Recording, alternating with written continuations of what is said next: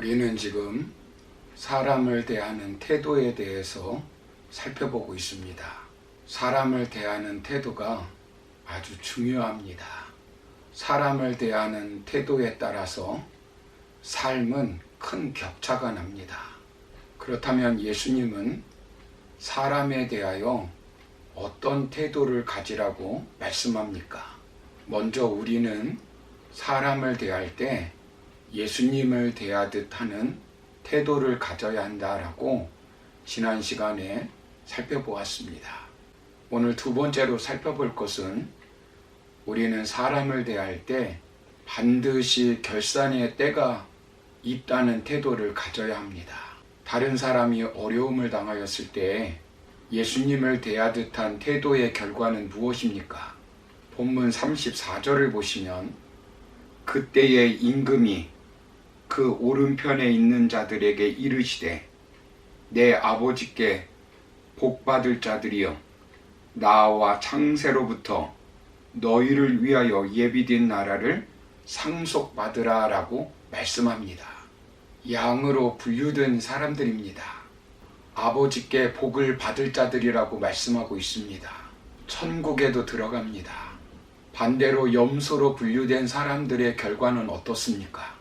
본문 41절을 보시면 또 왼편에 있는 자들에게 이르시되 저주를 받은 자들아 나를 떠나 마귀와 그 사자들을 위하여 예비된 영원한 불에 들어가라 라고 말씀합니다.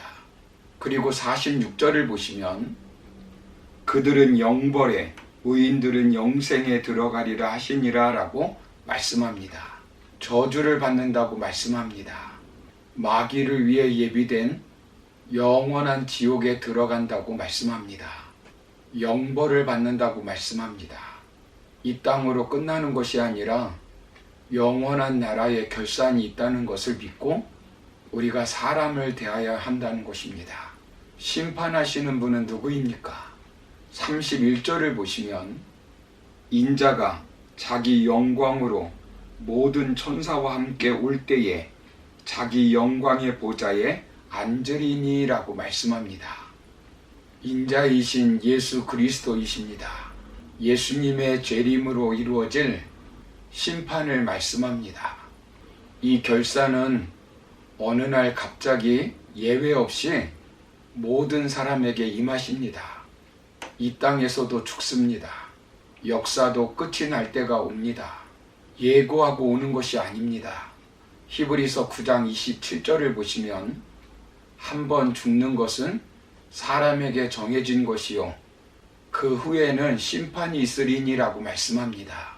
요한계시록 20장 13절을 보시면 바다가 그 가운데에서 죽은 자들을 내주고 또 사망과 음부도 그 가운데에서 죽은 자들을 내주매 각 사람이 자기의 행위대로 심판을 받고 라고 말씀합니다.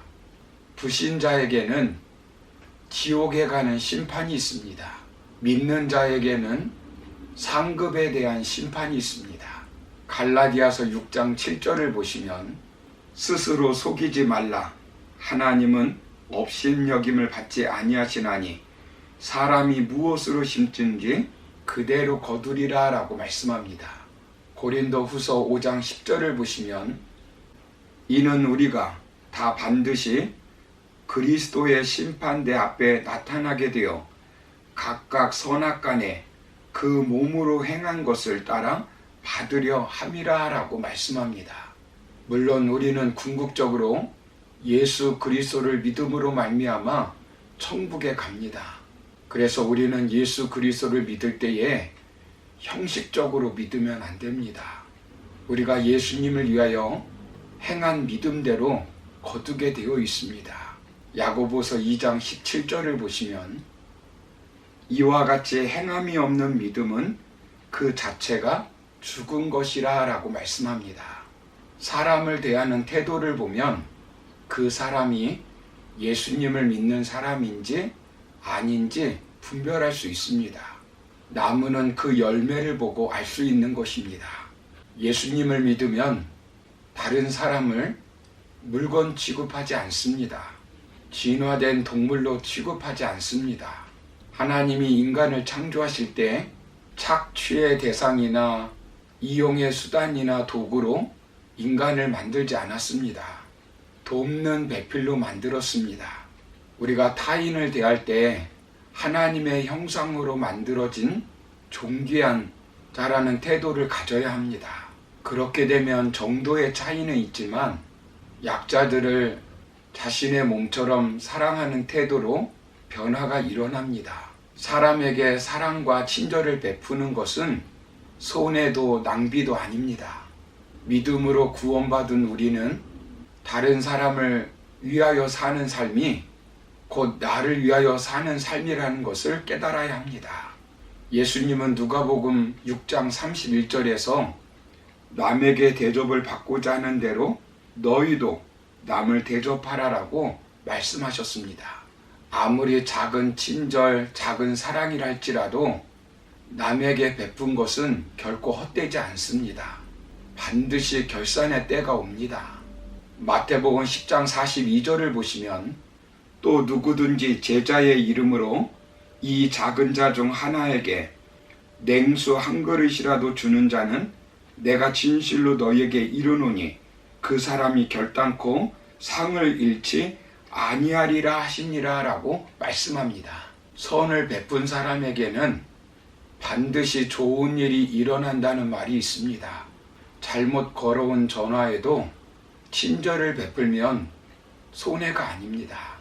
아무 물건도 사지 않고 스쳐가는 손님에게 친절을 베푸는 것은 낭비가 아닙니다. 아브라함은 낯선 방문객에게 친절을 베풀다가 자기도 모르는 사이에 천사를 대접하게 되었습니다. 오른손이 왼손 모르게 선행을 행한 것 하나님이 다 보고 계십니다. 하나님이 반드시 갚아주십니다. 잠언서 19장 17절을 보시면 가난한 자를 불쌍히 여기는 것은 여호와께 구워드리는 것이니 그의 선행을 그에게 갚아주시리라 라고 말씀합니다. 영혼의 만족함을 누리게 됩니다. 이사야서 58장 10절 11절을 보시면 줄인 자에게 내 심정이 동하며 괴로워하는 자의 심정을 만족하게 하면 여호와가 너를 항상 인도하여 메마른 곳에서도 내 영혼을 만족하게 하며 내 뼈를 견고하게 하리니 라고 말씀합니다. 친구가 많아집니다. 잠언서 19장 6절을 보시면 너그러운 사람에게는 은혜를 구하는 자가 많고 선물 주기를 좋아하는 자에게는 사람마다 친구가 되느니라 라고 말씀합니다. 친절과 사랑을 베풀지 않으면 자신은 복을 받을 수가 없습니다. 일본 사람 에가와 히로시가 지은 성공하려면 언어의 마술사가 되라 라고 하는 책에 보면 이런 이야기가 있습니다. 미국 네바다주에 사막을 한 노인이 뚜벅뚜벅 걷고 있었다고 합니다. 거기에 주유소를 경영하고 있는 다마라는 사람이 지프를 몰고 왔다고 합니다. 다마 씨는 노인 옆에 차를 세우고는 어디까지 가시냐고 물었다고 합니다. 노인은 라스베가스까지 간다고 말했습니다. 그때 다마 씨는 라스베가스까지 걸어가는 것은 쉬운 것이 아닙니다. 근처까지 태워다 드릴 테니 차를 타십시오라고 하면서 그 노인분을 차에 태워드렸다고 합니다. 그 노인은 내가 차 태워주신 보답을 해야 하는데 이렇게 돈까지 주시니 정말 감사합니다 하고 그 노인은 어디론가 사라졌다고 합니다. 훗날 이 노인은 죽을 때 유언장을 남겼습니다. 유언장에는 이때 일의 기록과 함께 전 재산의 16분의 1을 다마 씨에게 주기 바란다라고 쓰여 있었습니다. 이 노인의 이름은 하워드 휴즈로 그 당시 대부호였다고 합니다. 사랑하는 성도 여러분, 다른 사람을 대할 때 예수님을 대하듯 사랑과 친절을 베풀면 손해라고 생각하지 마시기 바랍니다. 다른 사람이 잘 되는 것이 내가 잘 되는 길입니다. 결산의 때가 있는데 그 결산의 때 좋은 것을 받을 수 있습니다. 그러므로 사람을 대할 때 반드시 결산의 때가 있다는 태도를 가져서 예수님을 대하듯 사람을 대함으로 하나님의 축복을 받으며 살아가는 성도님들이 되기를 주님의 이름으로 축원합니다. 감사합니다.